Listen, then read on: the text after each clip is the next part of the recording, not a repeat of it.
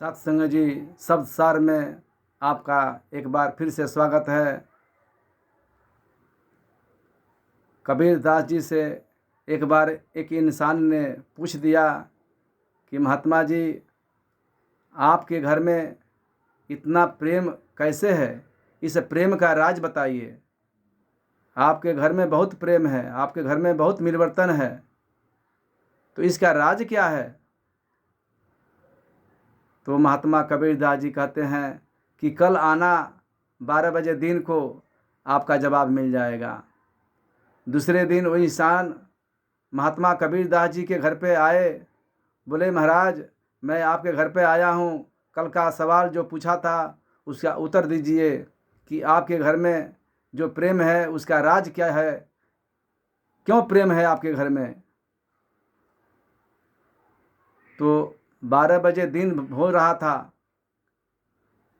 सूरज उगा हुआ था टनाटन। महात्मा कबीर दास जी कह रहे हैं अपने घरवाली से कि जी सुन रही हो? तो उनकी घरवाली बोल रही है, बोलिए महाराज क्या बात है? तो महात्मा कबीर दास जी कह रहे हैं कि लालटेन जला करके लेके आ जाओ। उस समय बिजली नहीं था। महात्मा कबीर दास जी के ज़माने में लालटेन जलता था, दिया से काम चलता था, बिजली नहीं था।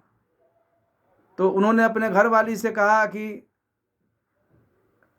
लालटेन जला कर लेके आ जाओ। उन्होंने लालटेन ले करके जला करके लेके आई बाहर, और जब बाहर लेकर के आई बोली महाराज ले लीजिए, लालटेन जला कर लाई हूँ। रख दी और चली गई अंदर।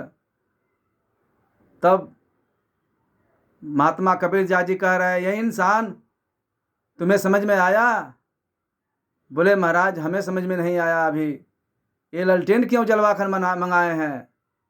इतना दोपहर है, इतना धूप उगा हुआ है, धूप निकला हुआ है, इतना उजाला है, आपने लालटेन क्यों जला करके मंगवाया? इसका उत्तर क्या है? हमें समझ में नहीं आया। महात्मा कबीर दास जी कह रहे हैं, यही तो तुम्हारा उत्तर है। बोले वो कैसे? बोले देखो दोपहर का समय है, उजाला टनाटन हुआ है, और मैं अपने घर वाली से कहा कि लालटेन जला करके ले आओ।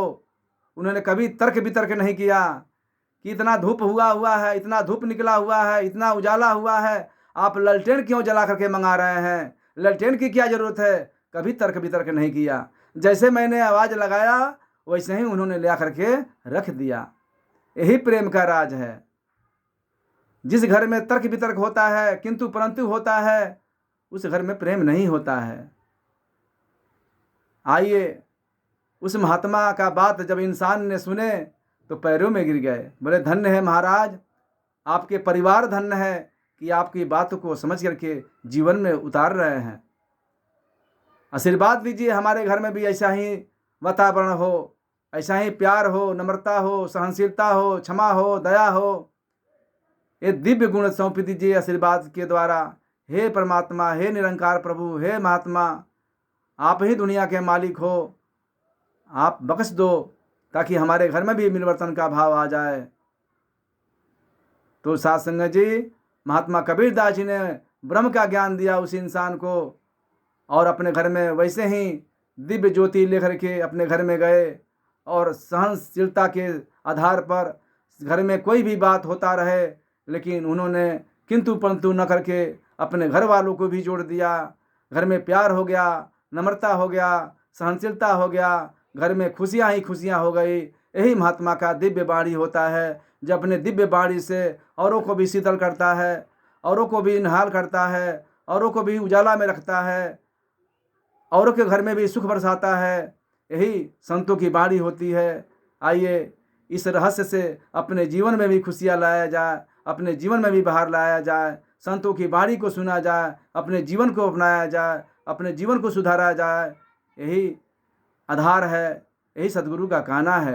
प्यार से कहिए धन्य निरंकार जी।